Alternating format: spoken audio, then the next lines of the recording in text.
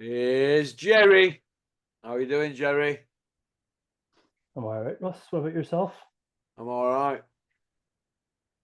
How are you keeping? I'm all right, mate. What you on with? Not much, mate. Hectic couple of days at work. Just Yeah. looking to try and forget about it and get to the St. Patrick's Day weekend as quickly as possible, mate. Have you shaved that Magnum tash off yet? No, man, I just kept it on just to piss you off.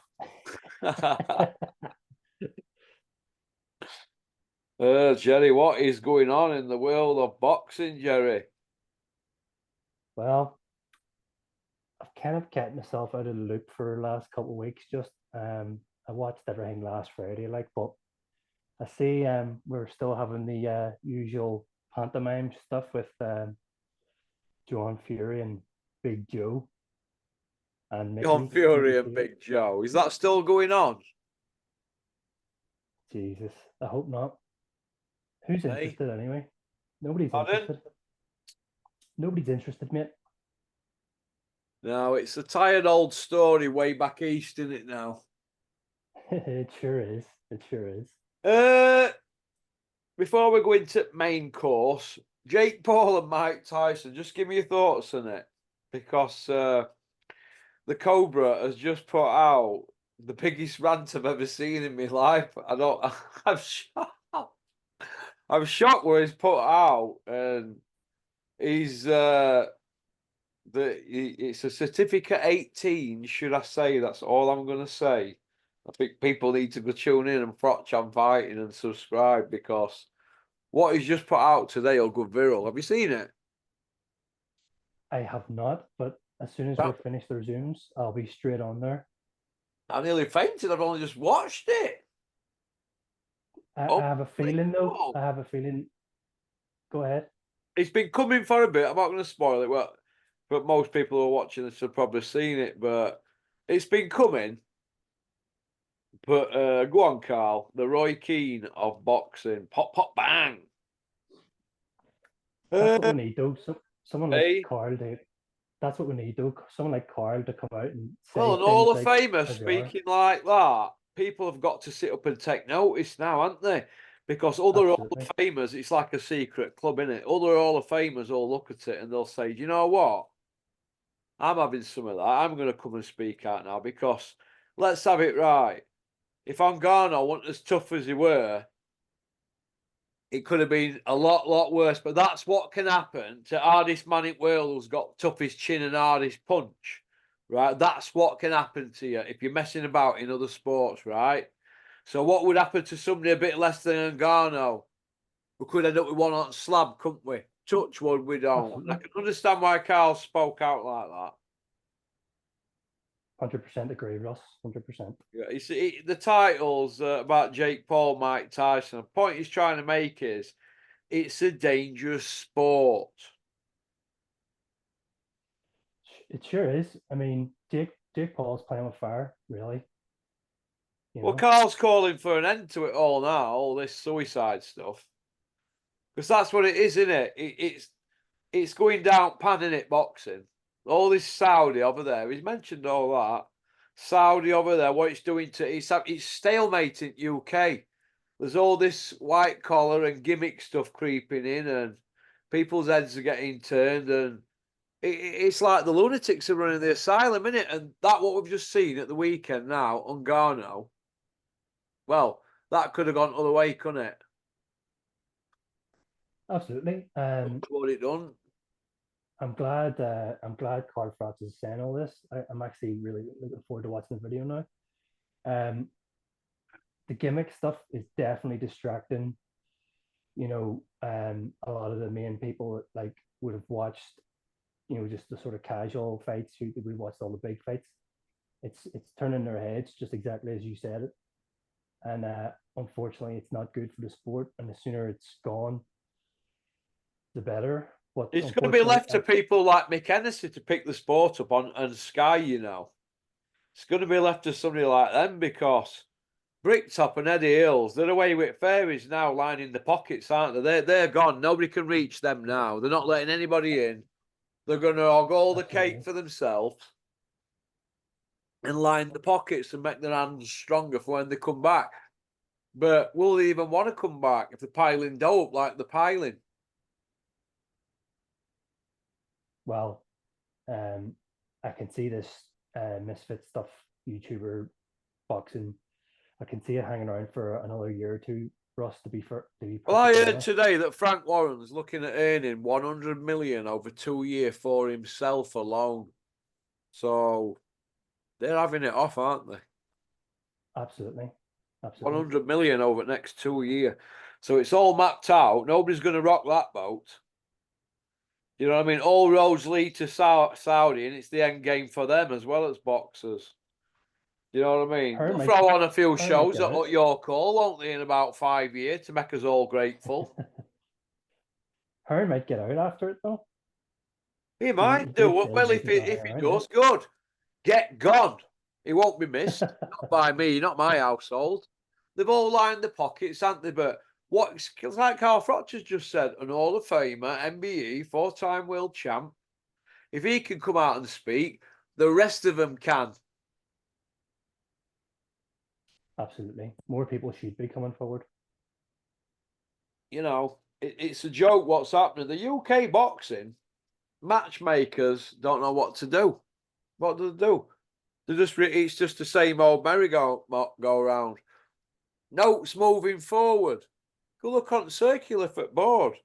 It's never been so stagnant. On Border Control website. All them hardcores, they'll know. They'll see board website. There's no activity on there. I think everybody's terrified, Russ, to speak out, you know, so maybe Carl coming forward will sort of pave the way for more people to just speak their mind. Well, hopefully other people will, because promoters are handing their licenses in. Phil Jeffries, stalwart of promoting at North East, handed his promoters in. He's just managing a few kids now. Phil Jeffries done hundreds of thousands in his area. Hanging back to area. You know, when people like that are handing your promoters licensing, there's a problem, isn't there? Just fed up with it. You know, it's not good, but it's all right for that lot lining the pockets out there in Saudi. Keep at it, because they can't see they're spoiling the sport. They're telling us they're not, but they are. What are they now throwing us a bone in UK? Or they're going to put something on? Good. Joyce against Cash Alley. Brilliant. Where's big fights? Where's world titles? Fury and Joshua going to fight in Saudi when they do fight. Well, thanks a lot for all these years we've followed you. Thanks a lot. That's a sickener.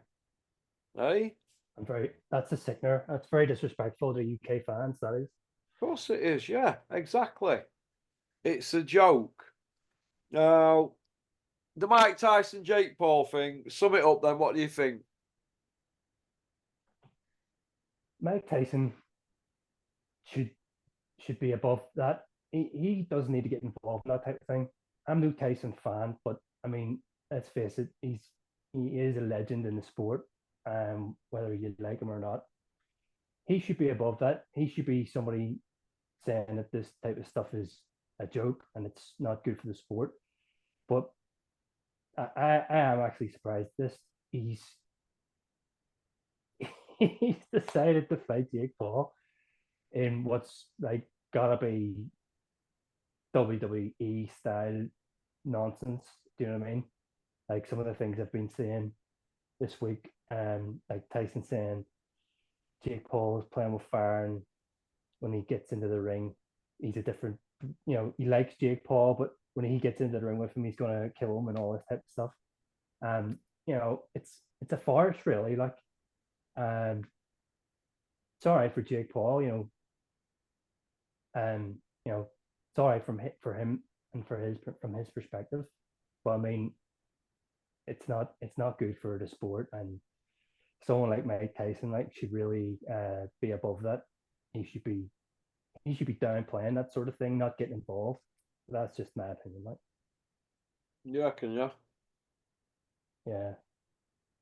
Okay. Cash Alley, Joe Joyce, who you got? Joe Joyce, maybe knockout in 3 rounds. I've got Joe Joyce round 1. Round Taylor 1. Catterall's off, you know. Yeah, I just seen that headline. Yeah, I called it. As I said Sam Jones will be crying his eyes out when it's called off, which he is doing now. Sam, welcome to the club. Man of the moment in a week. It's a long time of boxing in a week. Joshua Ngannou, we spoke about that. Could have ended up on slab. Why did the board sanction that? A 2-time unified gold medalist Olympian against a guy who's had 1 fight and lost it. How can they sanction that, the board, considering if you look at the rule book, the green book, paragraph whatever, about matching and stuff like that, they've knocked, I'm not going to say the names, they've knocked a 2-0 kid against a 4-0 kid back because the 2-0's got an Olympic medal. Now, the 4-0 kid's not happy. Point I want to make is this. They can knock them fights back, but they'll sanction that. Why is that? Because of the money. Of course it is. Well, he ended up on slab nearly, didn't he? So it could have gone other way, couldn't it? Yeah, could have. All right, what did you reckon to Parker Zhang? Quite unpopular before that fight happened. But I said Parker is clever and he gets into the second half of the fight, he's going to win on points. I didn't foresee the 2 knockdowns, so he did pretty well to survive. I don't know, like, I know you're not a big fan of Parker, like, but I personally don't mind him. And I know Terry thinks he's the worst heavyweight in history. I don't agree with that either. But I was glad to see him win. It was kind of because everybody knows the destructive power that Zhang's got. We kind of know it was a risk, obviously, for Parker. So that kept me on the edge of my seat. So I was intrigued. I thought Parker did well, and he's got himself quite a good CV now. There's a couple of good names on his CV, and it certainly looks better than a lot of the other guys out there. So fair play to him. Well, he's done Zhang, hasn't he? He's done Wilder. He's done Jack Massie. I don't think there should be a rematch though, Russ. I think that's the stupidest thing I've ever heard in my life. You'd have to say Jack Massie should be mixed, shouldn't you, really? Because he took Park at distance, didn't he? Yeah. I mean, I don't see people mentioning Jack Massie. Why is that? Not a big enough name, really. Yeah, ex-Team GB, former IBO Cruiserweight champion. That he get belt up to fight Parker. He's got to get himself sort of fighting a couple more names like Parker. I think maybe to establish himself a little bit more. Knock out an Alan Babbage or something like that. Yeah. Yeah. Okay. And he's got plenty of time anyway, Jack Massie. He's got plenty of time. Yeah. Yeah. What do you think to Parker at the moment? He's on everybody's lips, isn't he? He's trainer's man of the moment. They're doing something right, aren't they? Yeah, I'm not going to blow it out of proportion. I do think he's a little bit slower than he used to be. I did say back in the day when he fought Joshua, I thought if Parker had a longer reach, that could have been a different outcome for that fight. Just he's got quite, I think it's 78 inches he's got, whereas Joshua's is way bigger than that, like say 81 or 82 or something like that. So I did remember thinking to myself that could have been even closer or even went Parker's way if he had a little bit more of the physical attributes that would have helped him. But if they rematch now, like I don't know who I would pick. I'm gonna say that he's done good to come back. It's been a bit rocky, with the Chisora fight, the first one. You know, a lot of people thought he lost, but I think he's done well. He's kind of, I can get behind someone who I feel like's put in the graft, who's kept busy, and you know, he's earned that sort of, um, he's earned that kind of credibility that he's kind of got now behind his name. I think so. Fair play to him. Yeah, yeah. Okay. The can man, Dylan White. Anybody who wants it can get it. He's back. St. Paddy's Day weekend in Ireland. Yeah. Unbelievable, mate. Unbelievable. I was hoping he was going to stay retired. I think he's probably been serving a ban quietly. That's my gut feeling. I don't know anything about his opponent. Oh no, I do. It's Christian Hammer, isn't it? So that's going to be a. I'd love Hammer to land a big one and lay him out on the canvas because I think White's punch resistance is gone. Don't know what he's going to do now that he's come back. I did think the other day it would be nice to see Parker in a rematch with him, just to avenge it, because I think Parker would do him easy this time. I don't know what Dylan White's got left to give like in the ring really, other than be fodder for a couple of big names maybe.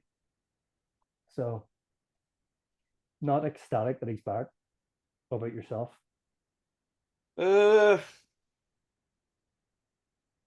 He's doing well, isn't he? Yeah, he's made a bit of money, like. You know, he's doing well.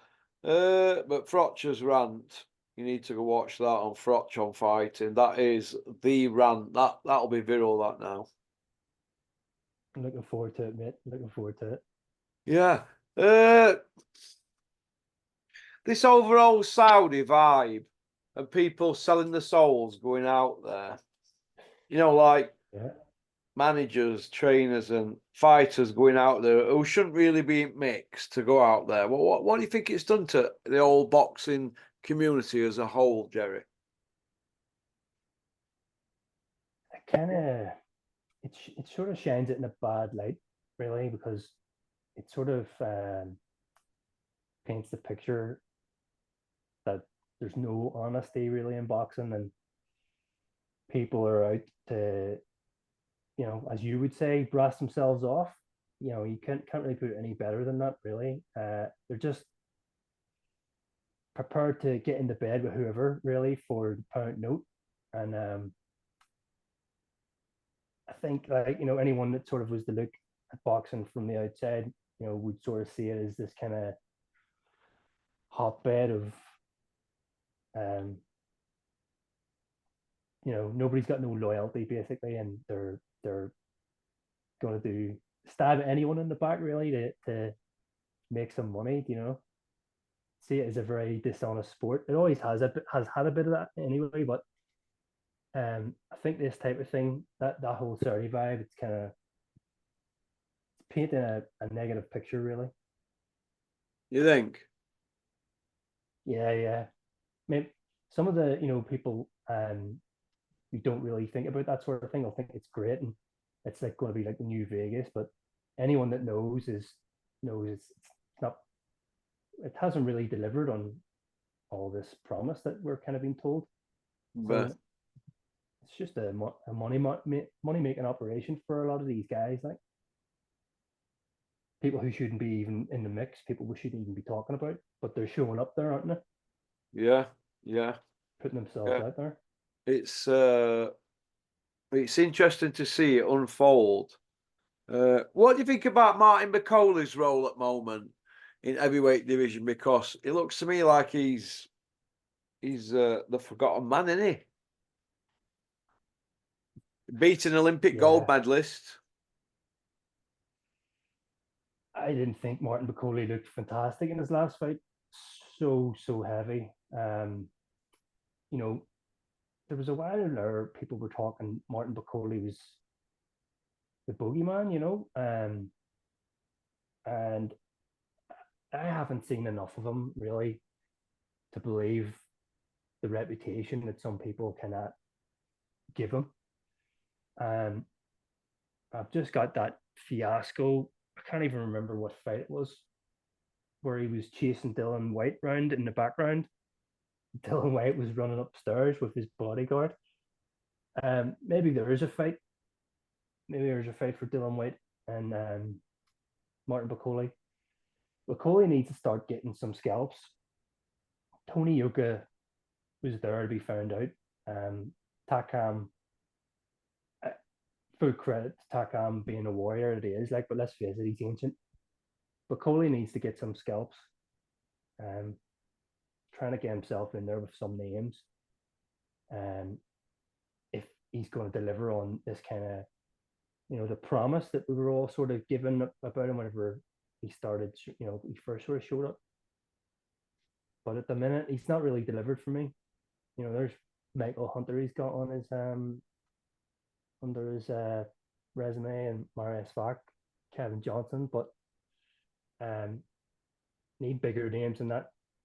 I think prove himself. That's if he's really got it to prove. I'm suspect personally, so we'll see. We'll see what happens. He's not been the busiest, that's for sure. Yeah. What do you think to Eddie's hype since the knockout? I mean, that's what I think of it. It's pretty funny. Like, what is it? He's now the baddest man on the planet. Well, I did tell you way before that they wanted that fight. They didn't want to know to begin with, right? But when Fury did it, and it came out badly for him, let's face it. Even if he got the win, that was my whole thing all along. They figured if you can do this guy easily, you're going to come out looking amazing compared to Fury. So it's given them all those bragging rights. And even though me and you and anyone else that knows anything knows it's all BS. I mean, who didn't know that was going to come out? Eddie Hearn talking like he's got the best heavyweight on the planet, even though Alexander Usyk's beat him twice. He's also saying really stupid stuff like, I really hope Tyson Fury beats Alexander Usyk, so Joshua doesn't need to fight Usyk again. Why is he saying that? He's saying that because he knows Joshua can't beat Usyk. So it's hilarious, basically. I'm enjoying some of that because it's just the way he's getting on about it. It's like it's ridiculous, Ross. It really is ridiculous. Ridiculous. Yeah. That's understatement at year, isn't it? He's lost his mind. Joshua's just beat a guy who's had one fight as a pro. Right, he knocked him out, a guy in his second fight. Right, the guy who'd had, before the knockout, he'd had 33 minutes as a pro. Joshua's just put him into orbit, right, on the back of Wallin, who fought Fury 5 years ago and lost, Elenius, a total joke, and Franklin, where he stunk joint out. Now all of a sudden he's King Kong. What planet are these people on? And all these people buying into all this Joshua hype. You're out your minds. Absolutely out their minds. Look at that Michael Jarman, that football agent, and Spencer Oliver, Derek Chisora, people who should know better. These people should know better.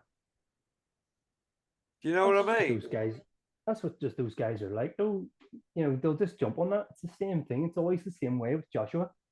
It's because of that golden boy, the way they built him up, the way they made him.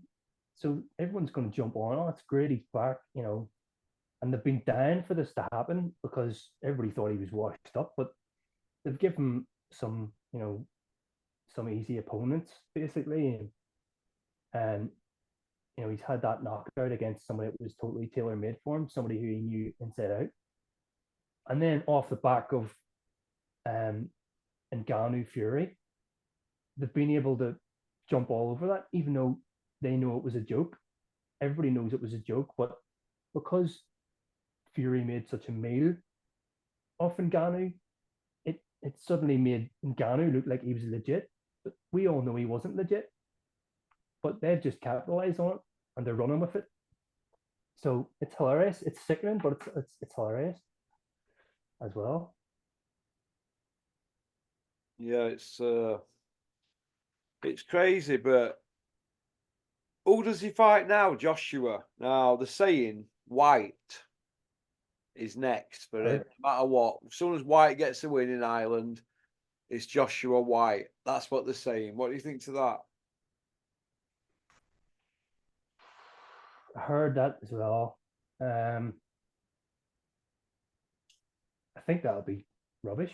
I think that's going to be another fight for this whole rebuilding of Joshua. He'll do him in 4 rounds, I reckon. And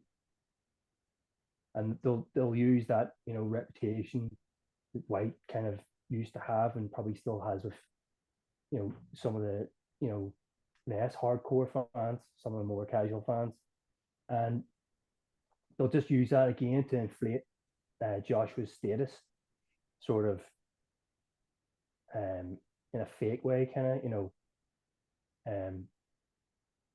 and they'll just run with that, and they'll carry on until, I don't know, line him up for another title shot. I don't know what way it's going to work out, obviously, with Usyk and Fury. So if it's Usyk, we all know what way it's going to go. I see Joshua doing White easily, but I don't really want to see that personally. Do you want to see that? Hey, no, I don't. White against Joshua 2. Now, but they'll try and build it up as a trilogy as 1-1 from his amateur fight, won't they? Yeah, they will. Not that matters. You know what I mean? But if you don't fight him, do you see White fight? Do you see White and Parker, or Parker and Joshua? What do you see for them? That sort of group there. Well, I did mention that earlier. I could see Parker against AJ. Not sure what way I'd call it. I think it could be even closer this time. Like I said, I thought Parker if he had longer arms, it could have been a different outcome. And he's definitely shown a bit of form over the last year or so, which is good. I would hope that fight got made as opposed to Joshua White.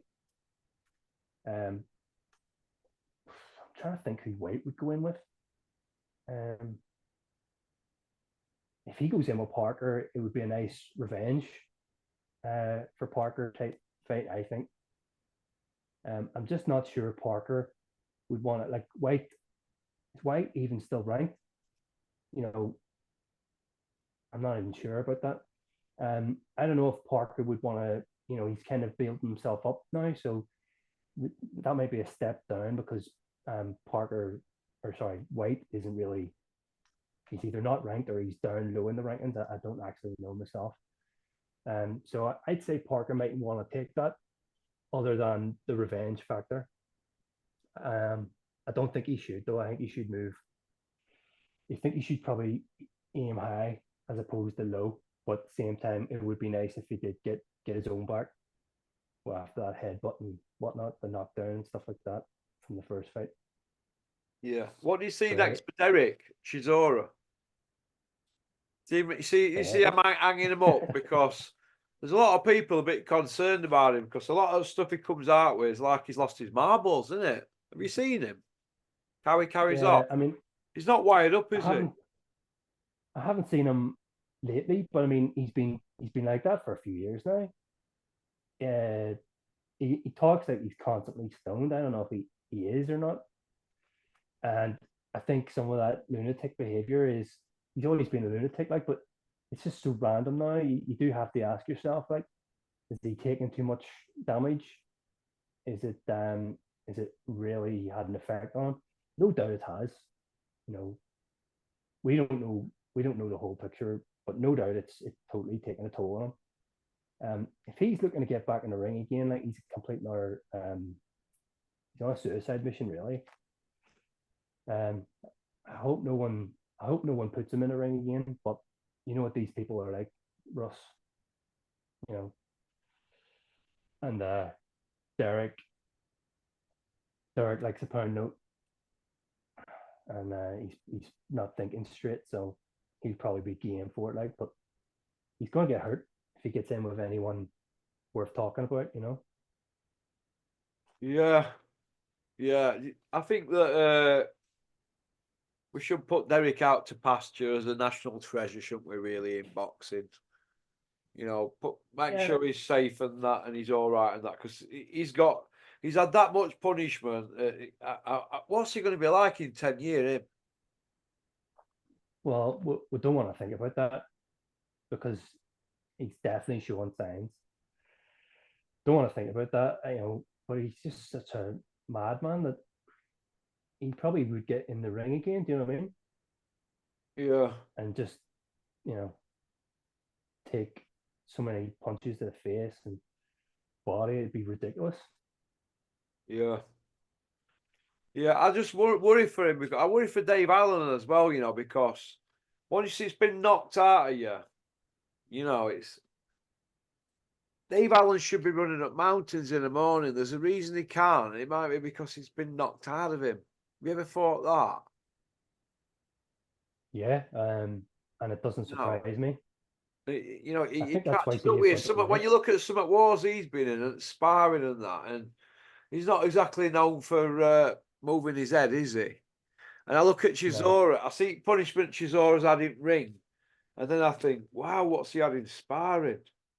You know, these guys have spilt their guts, haven't they? yeah, You know what I I mean? think I think that's why Dave retired the first time. Like, really, I think he did he not say he just didn't want to get punched in the face anymore. That said it all to me. So I was really surprised when he came back. And I know it was maybe like small sort of shows and whatnot, but um, I thought that was a guy who was telling us he had it punched out of him. And I felt a bit sorry for him on the basis that it sounded like he was having, some mental sort of struggles going on. So, I felt a bit sorry for him. So that's why I was like, really? You coming back? So, but there you go. Yeah, yeah. All right, then. Do you want to go on to part two, Jerry? Yeah, no worries, mate. I'll see you in a minute.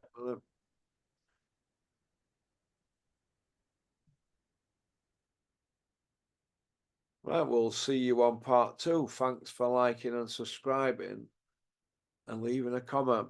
Booyaka. Max. I hope you've been training. Stay up, pizza up, Maxie.